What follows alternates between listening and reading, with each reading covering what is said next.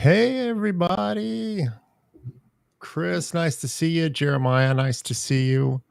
Anybody else that's coming in, as you come in, make sure you say hi in the chat so that we know you're there.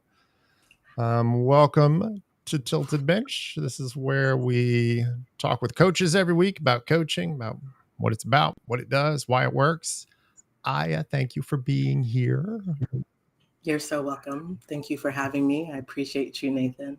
Oh, I appreciate you too. And thanks for bearing with me. We had a problem with the connection earlier. I think who knows, sometimes I send the wrong link. Anyway, I'm sorry about that. I'm glad we got going there.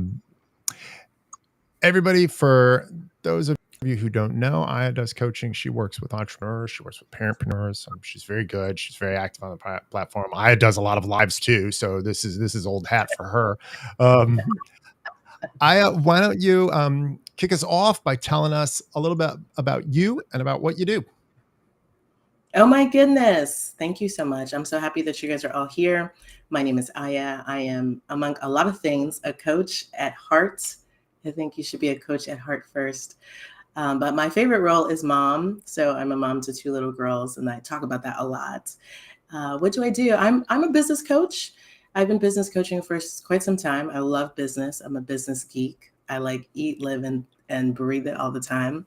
But specifically, I help companies and corporations and sales teams be more effective at their selling. So to get more revenue in an ethical way. So I do. So my tagline is "Sell like an icon." My company is called Iconic Selling. And so I've been in selling for a long, long time, for years and years and years. And I found my niche. You know, you go through this journey on LinkedIn, but I found my niche to really just kind of double down on selling and help people increase their revenues. And because I have found in business, there isn't a problem that meeting all your sales quotas can't fix. Hey, Megan. Hey, Trevor. Thanks for popping in, you guys. Do you have a particular kind of ideal client? Do you have folks that you try to target working with? So recently, when I launched Iconic Selling specifically, I really just work with corporations now and large sales teams. So now I'm more on the corporate side where we go into sales teams, more traditional sales teams for corporations that are outside sales, inside sales. That's kind of what I do now. We do have one standalone product called Sell Like an Icon, which is our self-paced program, which is really designed for anyone that has 10 employees or less, including solopreneurs, right? And the idea of that program is self-paced, and it's designed to turn your mindset, because the thing is, a lot of people are not thinking about selling. They're just not thinking about it. So it's to turn your mindset, turn your small business, turn your employees, turn yourself into a person that thinks about selling, has a sales strategy, meets your goals, gets your income goals, and turn yourself into that. So that is whoever wants to sell more. Maybe some people are not selling more because they have some ethical issues around selling, or they feel emotionally backed up, or they don't know how, or they think it's this way, but it's really this way. There's so many misconceptions around selling, how to be effective at it. There's so much bad selling that's also effective. That's the thing that people don't know about selling. You can be effective doing it the right way and the wrong way. You have to pick your path. That's what I always tell people. You have to pick your path. So I don't really do one-on-one coaching anymore in the way that I used to, now that I've transitioned to working with sales teams and corporations. What was kind of the personal journey that you went through to make that transition from like the personal one-on-one stuff to where you're at now? Oh my gosh, it's all about time. It's all about my babies, right? So I have young children. My children are young, and I needed the most bang for my buck, right? So if you're coaching one-on-one, even at the rate that I was charging, it's still quite a few people I have to coach to get where I need to go. And that takes a lot of time for my children, right? Even if I'm not a big proponent for group coaching personally. That's just my personal ethos. I'm not anti-group coaching, but I don't really think it's effective beyond 5, 6 people. So that wasn't a model for me. I know a lot of people do group coaching and make a lot of money off of it, but that's not for me. So working with corporations is just, it's like high potency and less time for me. Nice. Did you ever do group coaching? I have done group coaching. I've run group coaching programs. I've been a part of group coaching. And so, it's a part of my ethos in coaching. I think coaching is about getting results for people, but real results for people. And coaching is like parenting. It's not a group activity, in my opinion. It's not a group activity. It's like that if you're going to invest in coaching, you need 1-to-1 or 1-to-2, 1-to-3, because it's individualized. If you want to talk about principles, you can buy books and read about principles. Honestly, there are many books, many that you can read and learn and walk through life. So coaching is really about someone pouring into you to bring out the best in you. And that is why I'm not a big fan of large group coaching programs. That's just me. Someone pouring into you to bring the best out of you, right? Definitely. That is a great way of saying it. I mean, one of the things that like I find so fun about having all of these conversations is that everybody who does coaching has kind of different ways of talking about it, and sometimes it's really crisp. And that was because that brings us over to a little bit of what we're talking about with the title of this episode. Everybody has their own unique race. Everybody has their own story, and part of coaching, if you're doing the one-on-one game, is to try and help people figure out that part of their own journey, right? Mm-hmm. Absolutely, because that's the thing. Your journey is unique. Your journey is unique. No matter what social media tells you, your journey is unique to you. You could come from the same family. You could be a twin. You could have had all the same situations, but you're different. And so you receive and respond to things differently. In my opinion, we have so many labels. We have so many ways that you should respond to this.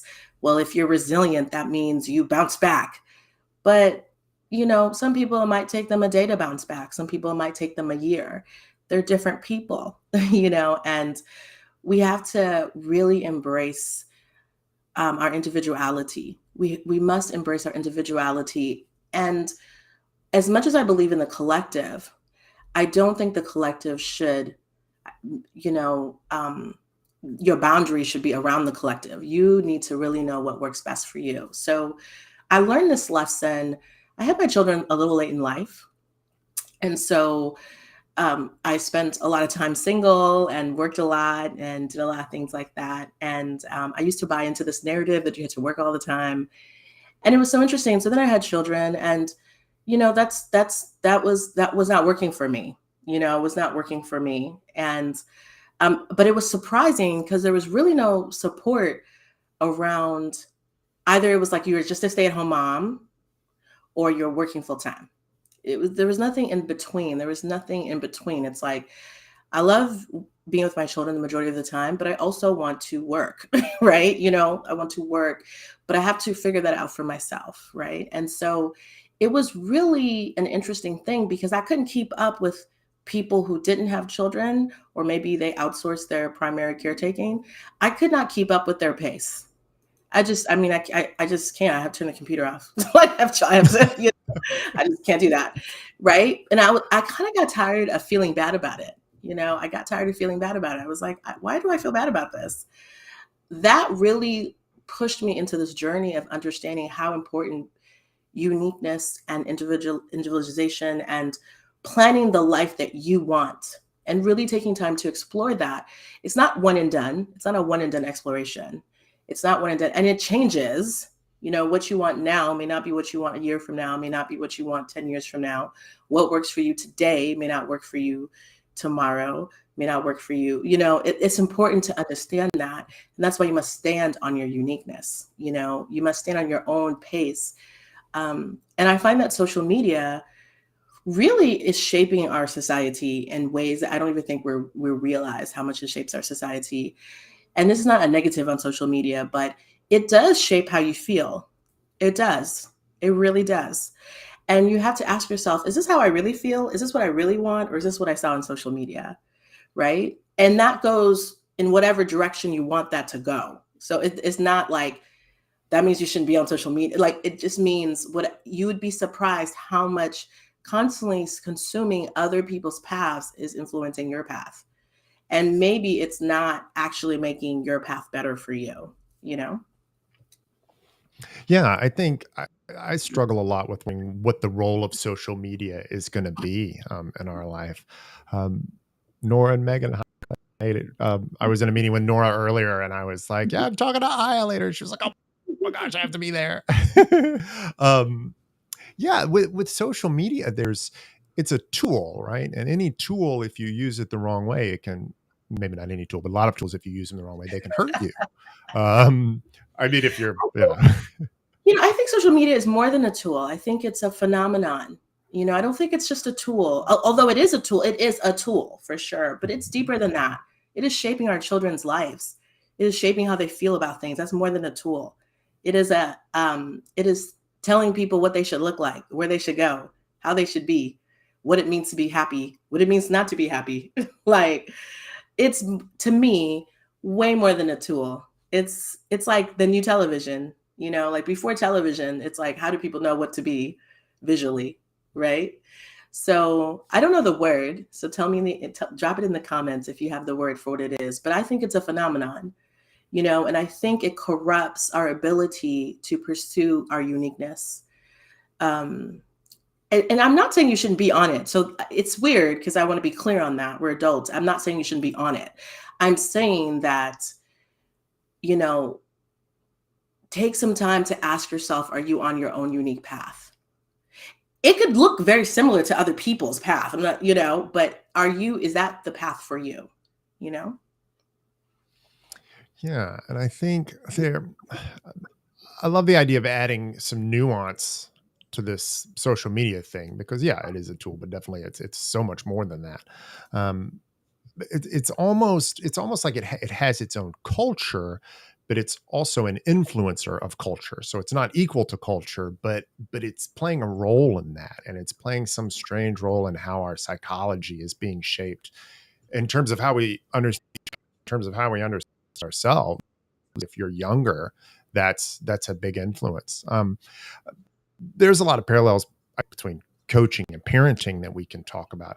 I have small kids too, and like they're just the other day, like my three and their cousin are all like huddled around this phone for a little while watching like YouTube videos. And my wife and I were talking about it later, and we're like, all right, well, what are the boundaries? At what point do we say, okay, you need to get off? At what point do we like just let them run free? Because we need to let them find their own way, but they Oh, also need some guidance. I with you and your girls, like, how do you navigate that? wow. I don't know. I can't say. No, I'm kidding. No, because it's controversial. So for me, my children only are on social media, are on YouTube when I'm on YouTube with them. So they do not have free reign on YouTube, because when they were younger, I was naive and I did give them free reign on YouTube. Like, they're watching children's stuff, but it's just from my personal experience. It's like, no, it's like, no. And so for me, especially for young girls, and I mean, my daughters are 4 and 6, so they're not, I wouldn't say, I mean, they're little children, but you know, it really impacts them. It really impacts them what they're watching. And I just have conversations with them where I'm like, you don't really know what's going on. Like, this is fake. I'm always telling them that this is fake. This is not real. This is fake. Like, and they'll be like, "Mommy," I'm like, "You don't know how many takes. Like, do you know how many takes that video that you think it's like this is what it is? No, that was like 100 takes. And so you need to know that that's fake. That's not real. It's not real. So we know that as adults, but it's difficult for us. We know that as adults, but as children, they don't know that yet. And I had to learn with my children that what they see on TV or what they see on screens is what they believe is. I learned that with my children. I didn't know that before. And so I have a very my viewpoint on children and social media is just don't give it to them. Like, that's my viewpoint. Like, they do watch YouTube when I'm watching with them, but they do not have free reign on anything. Like, no. Mm-mm. That I think like I land in some of that same area too. I let them find their own way, and you got to have some guardrails too, though. But I love the bluntness of this is fake. I mean, because it That's is like, right. I mean, we're all here on LinkedIn. Like I post selfies sometimes, I do videos, but those videos, like nobody knows that I'm over here at my computer with my webcam recording, 18 takes, and then I'm spending, 20 minutes trying to decide which one to use, and then another 20 minutes trying to edit it. It's not always that bad, but sometimes it is, right? But yeah, like the kids need to know that. I mean, maybe that's part of the parallel with like coaching in adulthood too, is that we get grown up and we think that we know, and we can forget in the middle of social media that there's a lot going on that we don't see. We're only seeing the finished product. And I'm gonna stick Nora's comment up here. It's so important to know who you are and to be able to stand like right there as yourself where you are.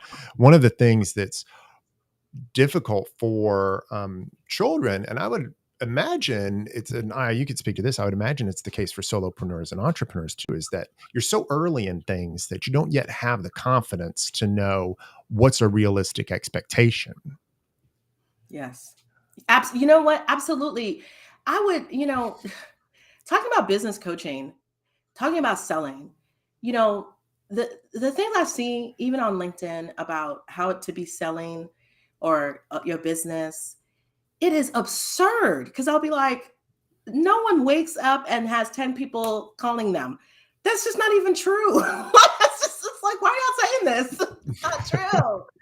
Now, it could be true, but what they don't tell you is maybe they've been in the business for 20 years. If you're the go-to person in the business for 20 years, yes, that's true. Yes. Maybe they don't tell you that they have sent out 100,000 emails. They may not tell you that. I woke up with three clients in my inbox. They may not tell you that. That's okay. They may not tell you. It's like, and let's talk about selling, which is what I love talking about. I love selling. I really love selling actually, but marketing, all aspects of business optimization. But let's talk about selling. A lot of people do not understand that companies invest in people, that they're all of their job for 8 to 10 hours a day, and a lot of times 12 hours a day. Their job, I mean, not that they have to work, but a lot of people, you will hear they're working a lot, is to go and talk to people that they don't know about their company's product. That's their whole job. So the company pays them a base salary, and then they get commissions. They get a portion of whatever they sell. A lot of people who start business, they don't understand that someone is selling 8 to 10 hours a day. So if you're a solopreneur and you have to do your marketing, do your social media, do this, do that, and we all know what you have to do if you're doing that. If you're in that type of business, if you have a business and you're a solopreneur or you have under 5 employees, you know what you're doing. So I'm not going to sit here and lie to you. You know what you're doing. Are you selling 8 to 10 hours a day? Probably not. So can you compare yourself to someone who has people on the ground selling 8 to 10 hours a day? People are like, it doesn't take all that. It does take all that. It does take all that. It does take all that. You can lose the sale at any time from beginning to end. You will deal with rejection at any time. You can make the sale and then they pull out. Like, there's so much that goes into it. If you're selling something transactional, like, oh, I'm selling this lipstick. Do you know how much money this particular company, Stila, spent on marketing, product design, just to get to the point where to tell somebody how much money they spent on influencers? You don't know what goes into these numbers that people talk about, their revenue numbers. Or it's like interesting accounting. It's like I've sold $20 million. You should listen to me. And that's $20 million over 20 years. That's great.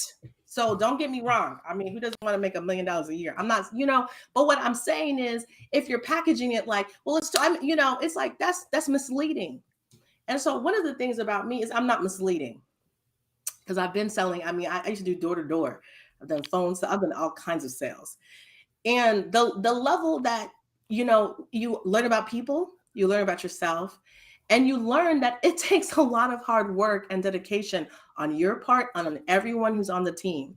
So if you have a business, everyone who's on your team, if you have contractors, it takes a lot of work and dedication, a lot of consistency, a lot of work to get those types of results. Nobody is just coming into your inbox. That's a lie. They're lying to you guys. Stop.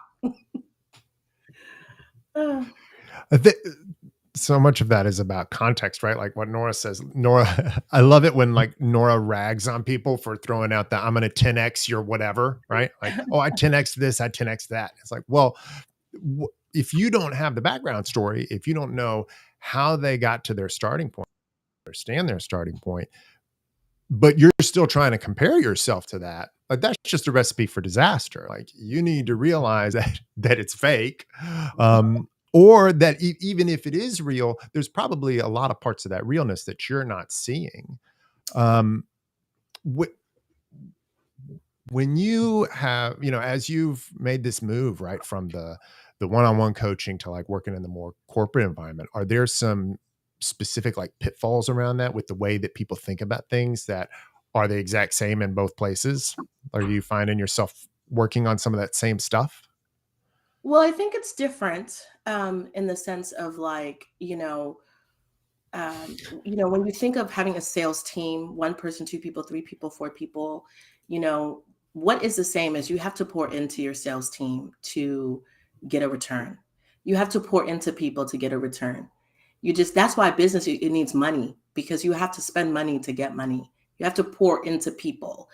And so, the best sales companies spend money on education, on rewards, incentives, taking care of their people. But it's on a more larger scale. Like, it's not necessarily the one-to-one. And then usually maybe they have a manager. So maybe they have a manager that will have maybe 5 to 10 people on their team and they pour into each one. So you have to pour into, so that's the same. That's one thing I've noticed about humans. Like you have to pour, that's the design, right? Like if you come into the world, when I had children, it was so interesting because I didn't really have a lot of experience with children before I had my own. So I wasn't really spending a lot of time with them. I didn't really know anything about children actually until I had my own. And it was just so interesting. That's such a blank slate. You got to pour into your children. You have to pour into another human being to even start to, it's like years before you get a return. It was like years before I got a spontaneous I love you. Like years. It was like 3-4 years before I got a spontaneous, like, mommy, I love you. Mommy, thank you. Like, think about that. What company is going to wait 3 or 4 years before they get something from you? They're not waiting. They're going to fire you and get something else.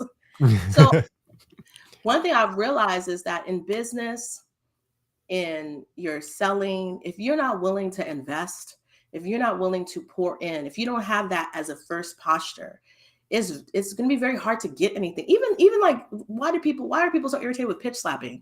Because it's like, I don't even know you. Why are you in my inbox writing me this long minutes, this multi-paragraph conversation about, it's like, you literally don't even know me. They're not pouring into you. They don't even know you. It's not even like they wrote you something where they were like, they looked all through your profile. They looked all through your post the last month.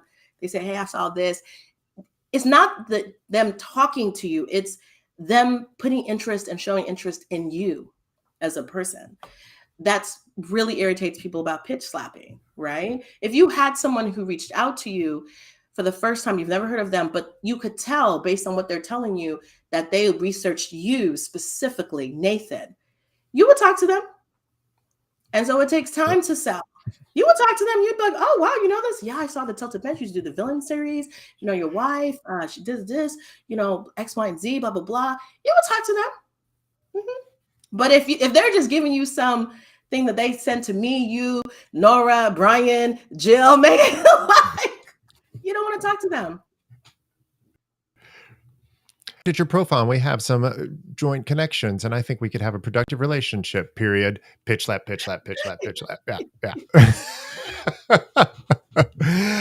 And this comes back to relationships, right? People, like, we are communal creatures. Like, we need relationships. need other people. And if you're trying to like throw stuff at me without trying to first some kind of something to start a relationship, then where are we going to go? So one thing, I'm gonna give this to you guys all for free because I love all of you. So I love Nathan so much. I'm gonna tell you, when you think about your selling, so let's talk about selling for a minute. You think about your business and you think about running the wrong race. In sales, you too can run the wrong race. And you can be running the race where you don't have a sales strategy and you don't know how to leverage everything you can leverage to ultimately set yourself up at the end of the day to sell more effortlessly, like sell more without so much effort up front. So what you want to do is you don't want to run the wrong race of like one and done. You want to have relationships with all kinds of people that are related to your ideal client. So think about your ideal client and all the different ways they interact, right? So let's say you're a real estate agent. So maybe you're going to talk to bankers, contractors. You're going to talk to all kinds of things. All of those people. Make relationships with all those people because they're talking to people who want to buy homes. So when that person is like, "Oh, I'm really looking for a home," they'll say, "Oh, you should talk to Nathan, the real estate." That's the quickest way to build your sales pipeline, to have all kinds of relationships that you've invested in from every angle, not just one, and your name is popping up in all types of rooms everywhere. So someone like Nora, her name's popping up in all types of rooms because Nora really invests in people. And it doesn't take a lot. Like, it's not like your whole life, but she just every time. So her name is popping up in everyone, this person, this person, this person, this person. And she's going to see the cumulative impact of that in a month, in 6 months, in a year, in 2 years, in 5 years. We can't even get Nora. We'll be trying to call her. She will not be available. She will be like, "I'm a CEO. I'm a big boss. I'm not available." Because her name will be popping up in so many people. She'll have this wait list. Like, so many people want to be talking to her because she did the work. So think about that. Think about your relationships. Think about, are they impacting your ideal client in your business relationships? Are they impacting your ideal client? Where do they impact your ideal client? How can you get your name in so many people's mouths that when they are talking to your ideal client, they bring your name out? So the most successful sales reps, so let's go back to sales reps in big companies.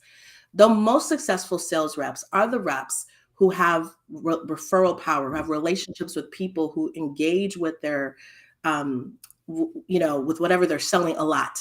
So their name comes up. And so now they're not like, they're getting, it's leverage. Now it's not just, when you first start, you are just calling people you don't know. That's everybody. But after a while, people are calling you too, Good stuff. Everybody, we're running out of time. I thank you so much. What is the best way for people to reach out to you if they want to get in touch with you?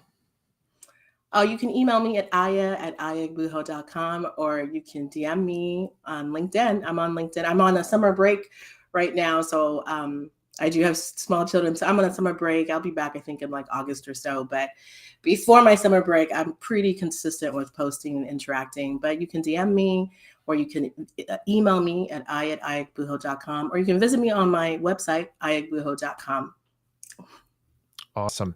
And the thing I always do with every episode, I'm going to let you have the whole screen. I know you just dropped a whole lot of wisdom on us. I'm going to ask you to give us one more little nugget that's kind of the takeaway that you want folks to have. And then I'll come back and we'll say bye. All right. It's all yours. Wow, it's so awesome. Anyone's listening to this, I appreciate you so much. I really do. And I just want you to know the biggest takeaway that I would want you to take away is, what is your unique path? And what's really influencing you in your life? Are you aware of what's influencing you? Do you have the level of self-awareness to know that this influences you, these people influence you, this other thing influences you? Because you want to know, like, what is steering your life, what is shaping your life, and if you're okay with that. Are you okay with that? And you want to know that your path is unique. It could be very similar to other people's paths, but yours is unique, and what you want to do changes, what you need to do will change. And if you can, take the time to really explore what works best for you. I know people say that all the time, but client after client after client I run into, they're not doing what's best for them. Client after client after client, they're doing what's best for everyone else, but they're not doing what's best for them. And, to kind of make it kind of deep, for us right now on this platform watching this, we probably sit on a skyscraper of privilege just to be able to even be one of the people on earth that can take the time to ask ourselves what works best for us. Now, what works best for us can also work best for our families, our communities, our companies. It's not a selfish thing, but you want to think about what you can give your best to, right? So, what can you give your best to? Because you can't give your best to everything, right? And then see how what moves you that you can show up as your best and you can also give your best and also know that you're receiving what you really want. So that's what I'd say. Thank you, Aya. Thank you for being here. Aya, thanks for sharing from your wealth of wisdom with us. I really appreciate so much of what you've said today. Everybody, I am also going to try and get in some beach time like Aya is. So for the rest of July, the bench is going to be on break. We'll be back in August. Thanks all of you who showed up today. I appreciate you so much. Aya, thank you so much. I'm so glad you're here. And see all of you guys in a couple of weeks. Yeah.